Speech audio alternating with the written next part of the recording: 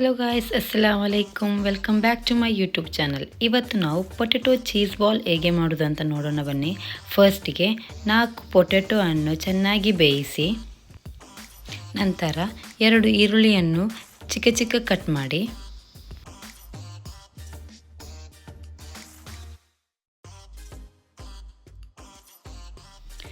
ಬೇಯಿಸಿದ ಪೊಟೆಟೊವನ್ನು ಒಂದು ಬೌಲಿಗೆ ಹಾಕಿ ಅದಕ್ಕೆ ಕಟ್ ಮಾಡಿದ ಆನಿಯನ್, ಸ್ವಲ್ಪ ಕೊರಿಯಾಂಡರ್ ಲೀವ್ಸ್,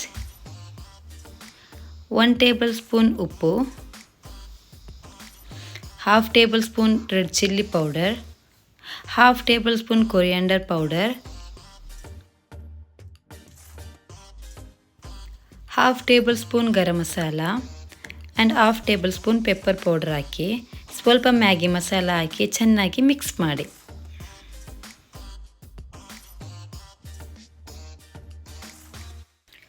ಮಿಕ್ಸ್ ಮಾಡಿದ ನಂತರ ಅದನ್ನು ರೌಂಡ್ ಮಾಡಿ ಅದರ ನಡುವೆ ಸ್ವಲ್ಪ ಚೀಸ್ ಹಾಕಿ ಉಂಡೆ ಆಕಾರಕ್ಕೆ ತನ್ನಿ.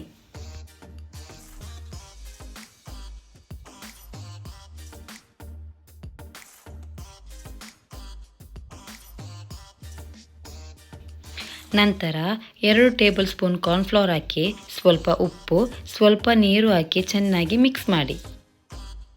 ಫಸ್ಟಿಗೆ ಪೊಟೆಟೊ ಬಾಲನ್ನು ಕಾರ್ನ್ಫ್ಲವರ್ಗೆ ಹಾಕಿ ಬ್ರೆಡ್ ಕ್ರಮ್ಸಿಗೆ ಹಾಕಿ ಮಿಕ್ಸ್ ಮಾಡಿ. ಆನಂತರ ಒಂದು ಪ್ಯಾನಿಗೆ ಆಯಿಲನ್ನು ಬಿಸಿಯಾಗಲು ಇಡಿ. ಬಿಸಿಯಾದ ನಂತರ ಒಂದೊಂದನ್ನೇ ಹಾಕಿ ಫ್ರೈ ಮಾಡಿ. ಗೋಲ್ಡನ್ ಬ್ರೌನ್ ಆಗೋವರೆಗೂ ಫ್ರೈ ಮಾಡಿ.